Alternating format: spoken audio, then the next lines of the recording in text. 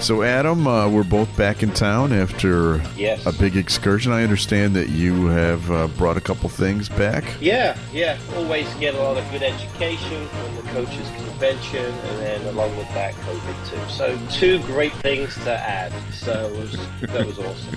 I guess it was always meant to be with 15,000 tracksuits walking around and people in one space. But hey, it is what it is. I'm on the tail end. Don't feel terrible. Feel okay. So for all those listeners out there, I'll be fine. A couple more days in isolation and I'm good to go. This is what a professional we're dealing with here. He's got COVID, exactly, and he's still gonna do free kicks, which starts right now. And now, Free Kicks. Free Kicks with Illinois Youth Soccer Association's Director of Coaching, Adam Howarth, and Rick Kemper. So, both of us have been very busy, so we didn't get to maybe see as many Premier League games as we wanted to. But there's so much stuff going on. There's so many things to talk about, and so why don't we find out? Let's do one thing here. Let's look for the jingle that I wanted to play. Come on. Who's the one that's got COVID? You or me? That's what I'm saying. Exactly. I'm like, geez, I'm in good shape. All right. Here's what I wanted to play. This thing. Premier League football. What's happening on the pitch? Boy, that was worth waiting for. All right, here we go. So listen, the Premier League is got one team up on top that is now putting a distance between itself. Arsenal continuing to roll. They beat Tottenham, and Man City lost to Manchester United in the derby. Mm-hmm. And now City is 8 points behind Arsenal. Yeah, it's an amazing run that Arsenal's on. I mean, 42 goals for, 14 against, unbeaten in their last 5, 8 points clear of Manchester City. I mean, they've got one hand on the trophy, Rick. I really do think it. I mean, it's theirs to lose. Yeah, well, we're past the halfway mark of the season. Yeah. Manchester City is such a loaded team that you'd never really want to count them out. But I have to agree with you. And there was a Tottenham fan that agreed too. I don't know if you saw the highlight of this, but some moron at the Arsenal Tottenham game came out and kicked the goalie in the head. I know. Yeah. And then I think they did find him. And so I'm pretty sure that he won't be going to any more games ever again. I mean, it goes back to this, there's a lot of anger by people when their teams aren't doing well. And, let's be honest, Tottenham have never done well. So he's got to be angry all the time.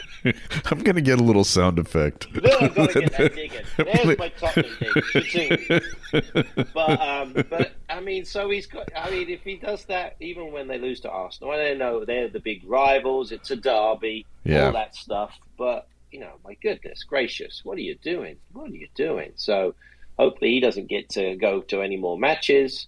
And, Tottenham's got their own problems. They've got to figure things out. Arsenal is the best team in the league, and they're showing it. Yeah, they are. How about that Manchester derby, though? Great game. Manchester United is starting to put it together. Yeah, exactly. Yeah, down 1-0. Man City was looking fairly good, and the game just flipped within a couple of minutes. First goal, lots of, obviously, discussion on was he interfering with play, with Rashford and everything else. It's a tough one. And then they ended up scoring right after that as well. Rashford again. He's been on fine form recently, really doing well. So glad I got him on my fantasy league team, that's for sure. Well, but yeah, what a great game. Really enjoyed it. And you could see the Man United fan presence was finally back. Right. So anyway, I think that was enjoyable for all you Man United fans. So that was good.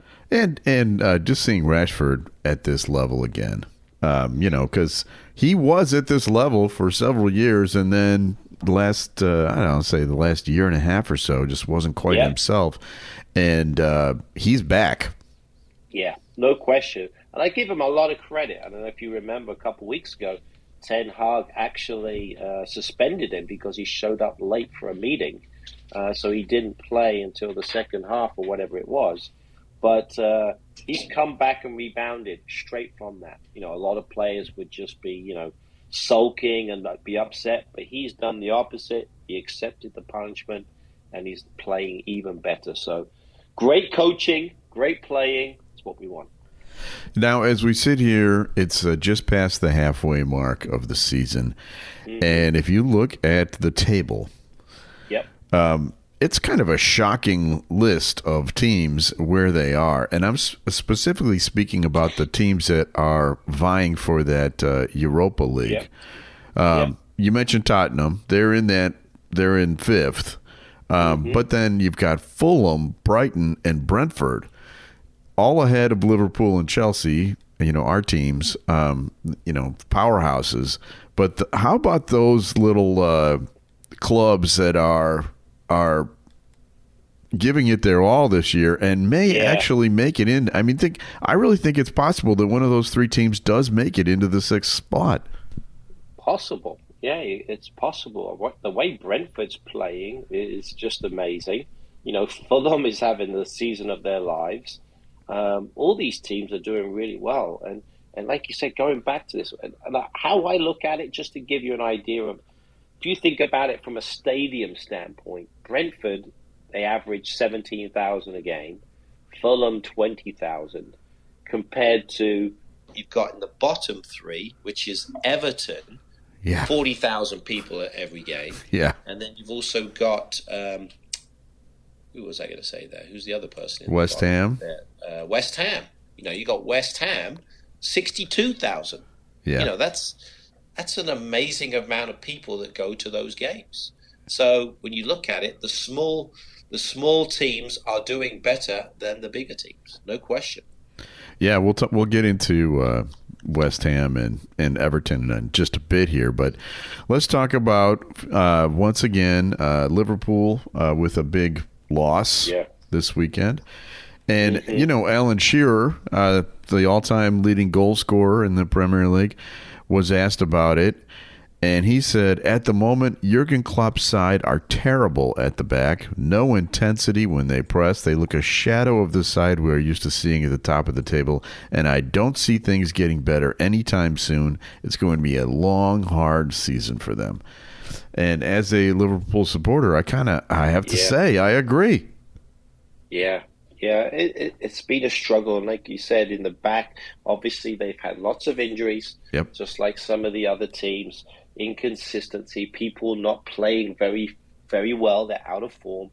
I mean, and I always have, I hold Trent Alexander-Arnold as one of the better players, but he's just, you can see he's not playing like he normally plays. He's getting beaten a lot. And I think that's part of the reason why they were so good, because he was doing so much more attacking. But now when they've had to do a little bit more defending, I think you can see the frailties in the Liverpool side. And so that puts more pressure on the goalkeeper. And to lose to 3-0 to Brighton, that's a pretty rough one. But they did rebound in the FA Cup this past week. Yeah. So that was good, and hopefully they can, get a little bit better as they play. But we'll see, because they've got some tough games coming up too. They do. So let's go down to the bottom of the table, because this is something that is really getting interesting. Nottingham Forest, all of a sudden, a couple of wins. They're up to 13th place. Yeah. Here's my question to you. Has there ever been a Premier League season where all three promoted teams stayed up? That's a great question. And I will probably be able to get you that answer by the end of the podcast. But I don't think it's really ever happened. I mean, there's always one. There's normally one team that just never adapts. Yeah. Typically it's Norwich City. Right. So they're out of it this year. But there's, like you said, there's a very good chance that they can stay. Yeah, well, if you look at the bottom three teams right now, they're long-time Premier League clubs. You've got Southampton, Everton, and West Ham. Those teams have been around forever. Yeah, exactly. Southampton already fired their coach, Ralph. Mm-hmm. Ralph Rangnick. And now you got to say that Frank Lampard and David Moyes are in trouble. They have to be. Massive trouble. Absolutely. Really, really massive trouble. Out of the teams that are playing that are at least consistent, when I look at the last 5 games, at least Southampton won their last one, which was a great victory for them too. Yes. Your man James Ward-Prowse with the free kick. That guy is deadly. Anytime you give them anything around the box, absolutely deadly. But the others, there's a couple of draws between the two of them, but otherwise than that, they're losing every game. Yeah. So something's got to change. West Ham has a good squad. Everton has a good squad. There's no reason that they should be down there. Well, the Telegraph reported this today, just moments before we started this recording. The headline says, David Moyes facing West Ham's sack if they lose to Everton as 4 replacements emerge. Interesting. So that flat out says it. Now, granted, it's the British press, and they have been known to speculate without any kind of basis of knowledge. But the same article says that even if they win, Everton manager Frank Lampard's job is vulnerable, and of course it should be, right? I mean, this is a team that has been at the top flight forever. And they, to be in danger of going down, that is, it's worthy of, looking over your shoulder. Yeah, exactly. I think both teams have to be, seriously worried because of where they're dropping down to, and their form. I mean, it's all about momentum. It's about how you played. Everton got on a roll last year at the end, and they did enough to stay up. West Ham should stay up. There's no question. They've got too many good players. Yeah. But it's a long season. That's why we do it. But congrats to Forest to kind of give themselves some breathing room. I didn't expect that. But they've moved up. And then you've got, it's so close. You've got 20th to 13th, basically 5 points difference. Right. And Arsenal's 8 points up on Man City. Right. That's what we were talking about at the top of the table. So if you look at it that way, and honestly, some of these other teams that are in that vicinity are not looking that great either. You've got Leeds United, who's been very mediocre at best. Bournemouth, is one of the teams that came up. They have had a few flashes, but for the most part, not very good. It could be any of these teams. The Wolves, they were in last place just a few weeks ago. They have just barely scratched their way out of the bottom 3. Sure, exactly. Yeah, you look at all these teams. I always look at the last 5 games, and teams keep dropping. Leicester got out. Now they're kind of Leicester's another. That's another one. Yeah, 4 losses in a row. So these things happen, amazingly. How quickly it changes. Excuse me. COVID. Yeah. It does make you when you do look at the rosters, when you're talking about some of these players, it could be interesting to see at the end of the year, some big stars could be available to be switching teams. Generally these big stars do not go down to the championship. Yeah. I think all these sides are probably going to keep a good portion of their players right now. It might be a situation where a team might raid that player. Yeah. They may see the writing on the wall, but like we said, everything's so close. Anybody could get relegated. There's no way you could predict. And it goes back to your point. Never bet on the Premier League because there's no way you could predict who would finish in the bottom 3 right now. Right, exactly. Exactly. All right. So this is a feature we have not done in a while. So let's bring it back and here it is. Rick and Adam pick the scores. And rock. I think that I just like that jingle a lot. All right, so there's a bunch of good games coming up. We've been talking about some of these teams. Let's talk about some of the upcoming games, because these teams have home games that they have to win. A bunch of them do. We'll start with Leicester. They're playing at home, and they're playing against Brighton. And boy, I tell you, the odds are good that they may have a fifth loss in a row. Yeah, I can't. I mean, Brighton's on such great form. They've got to be thinking they can beat anybody after beating Liverpool 3-0. So I can't see anything other than a Brighton victory, even away from home. So I'm going to go with a comfortable 2-0 win for Brighton. I have it as a 2-1 victory for Brighton. Crystal Palace, another team we haven't really talked about. They're just slightly above the teams that we did talk about. And they're facing Newcastle, but it's a home game for Crystal Palace. What are your thoughts? Yeah, they've been struggling. Newcastle's in fantastic form, probably the most consistent, along with Manchester United. I definitely think that Palace, they're always an up and down type of a team, but I think they might get a result at home against Newcastle. So I'm going to go with a 1-1 draw. Okay, I have it as a 2-2 draw. Leeds United, we were talking about them versus Brentford. Brentford, the Bees, I believe they're called, right? That's right, Brentford Bees, exactly. They are playing well. Yeah, well, fantastically well. 4 wins out of the last 5. They're the team in form.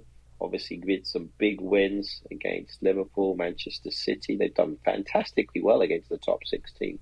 But they've always kind of struggled away with kind of the middle teams. So I'm thinking this will be a close game, but I think they might scrape away with the draw. So I'm going to go with another sitting on the fence. That's me today. Leeds versus Brentford 1-1. Yeah, actually, I picked the same score. 1-1, Leeds, Brentford. All right, Manchester City at home. They're playing against Wolves. Can they bounce back? Yeah, they should be able to bounce back. Wolves pushed themselves out with a big win on the weekend, but I think Manchester City can rebound fairly well. So I'm going to go with a 3-1 Manchester City win at home at the Etihad. Yeah, I have it as 3-0 Man City over Wolves. All right, you've got top of it. This is a big match here. Arsenal versus Manchester United.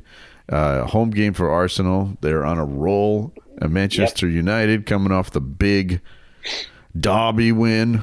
Your thoughts? Manchester United are the most informed team. I know we're recording this on Wednesday. They actually have a home game today, I believe, against Crystal Palace. So if they win that one, they'll be in second spot.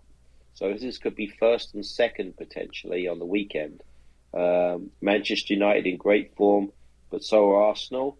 I think I'm going to sit on the fence again, but I think it's going to be a good game. I'm going to go with a 2-2 draw.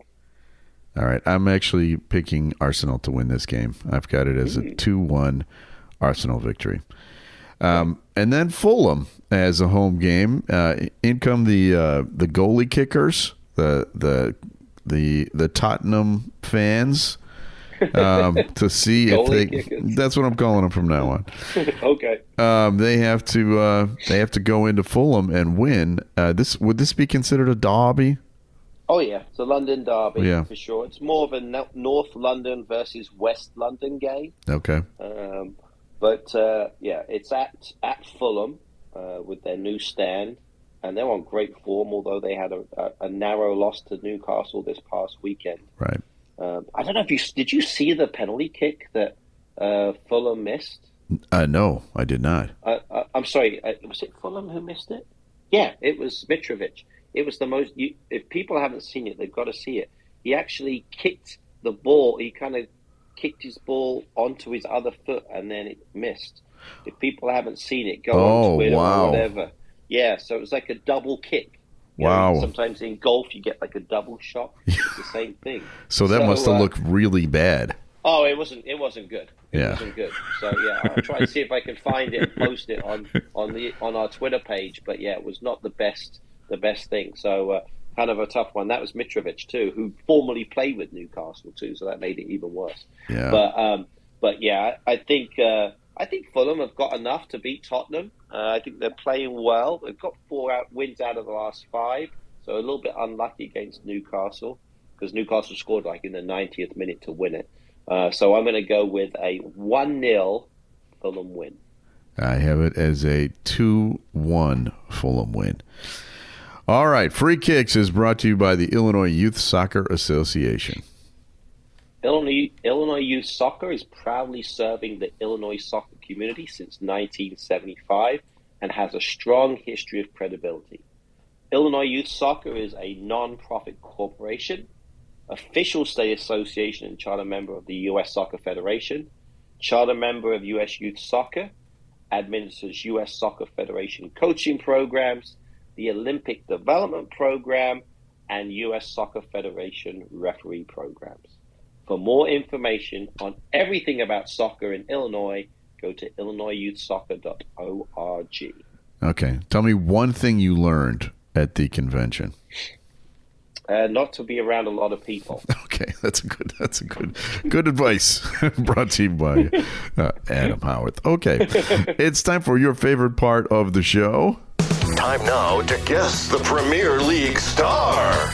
Okay, this one is definitely a star. All right, he just turned 24 years old this week, and has been with his current Premier League team since 2017, and it's actually the only Premier League team he's ever played for, and he's played 186 matches for them.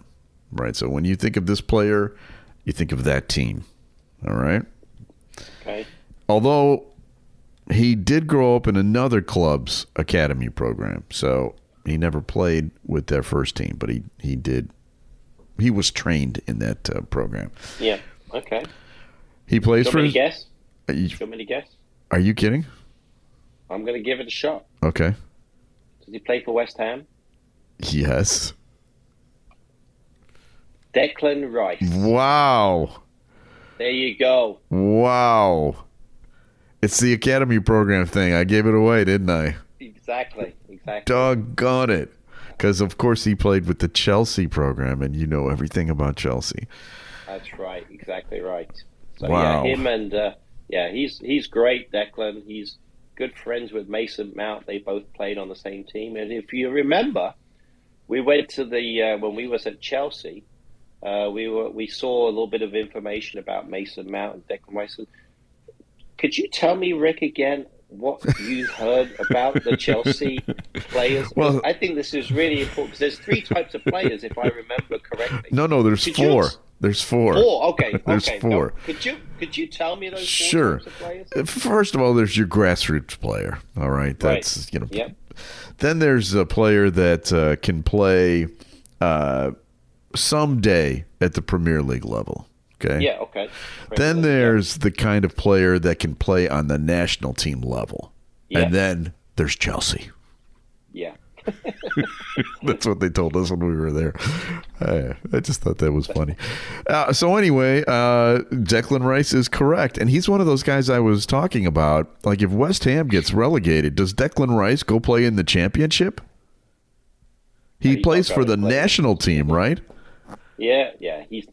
He's not going in the championship. The rumors are rampant. I mean, I think, not that Chelsea's spending any money. They might be they might be able to buy another player if I wouldn't be surprised if they would be in. But I'm actually hearing that Arsenal are very keen on him.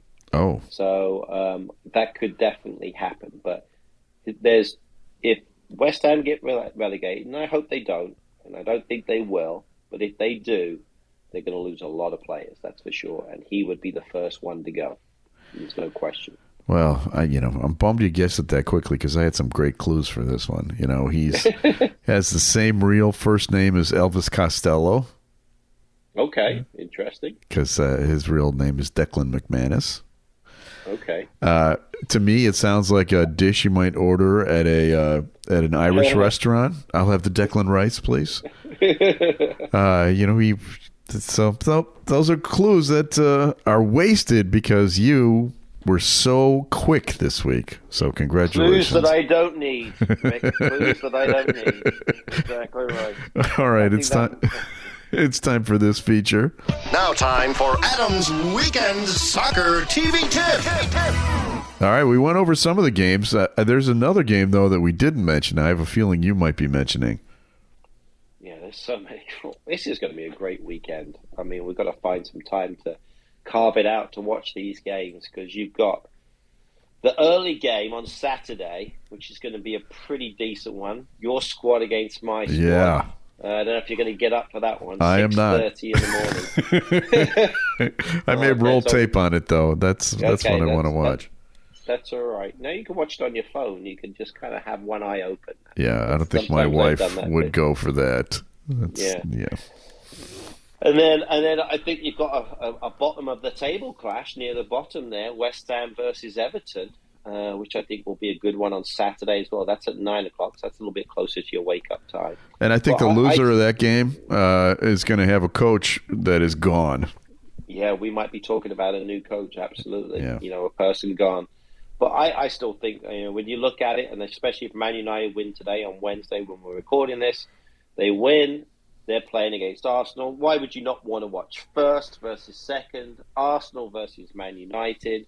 That's the game to watch. 10:30, Sunday morning. Perfect time for all of you to get up, have your bacon sandwich, have your cup of tea. With brown sauce.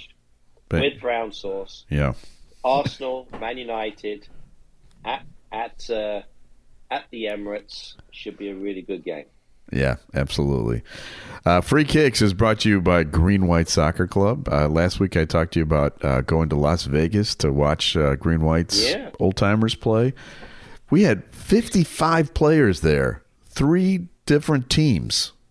Green White, 3 teams? Yes, wow. An over 40 team, an over 48 team, and an over 55 team. Oh, my goodness. The 48s awesome. Went all the way to the finals. I mean, these guys, they're pretty good. I got to say, it was a fun trip. So when you go to Vegas, you need stuff to do, so you're not gambling all day. And I had that. I had these soccer games to go watch. It was great. Green White, of course, 67 years of soccer excellence. Green White provides a great travel program for kids of all ages and adults of all ages. Exactly right. It's led by former World Cup player and coach Mustafa Edders. Go to greenwhitesoccer.org. All right, special thanks to our executive producer, Tony Lasana with opishows.com. Opie is hippo backwards, OPPIH shows.com. We're distributed by Ed Silla with Radio Misfits. Great Talk Radio isn't dead. It just moved to a better place, radiomisfits.com. And Adam, take care of yourself. I will do. And by the way, 3 times teams have stayed up who got promoted. So there you go, 3 times in the history of the Premier League. So there you go. All right. I knew I'd find out. Thank you. Thank you for finding that out. We'll be back, health permitting, next week with a brand new episode of Free Kicks. The proceeding was a presentation of Opie Productions. Find our other great shows wherever you find podcasts, including opishows.com. Thank you. This has been a presentation of Opie Productions. Tony, can you shut up? We are the hosts of Minutia Men. I'm Rick Kemper. And I'm Dave Stern. I'm German. I'm Jewish. I have 3 sons. I have 3 daughters. I'm a Cubs fan. I'm a Sox fan. I have hair. Minutia Men and Opie Show on the Radio Misfits Podcast Network.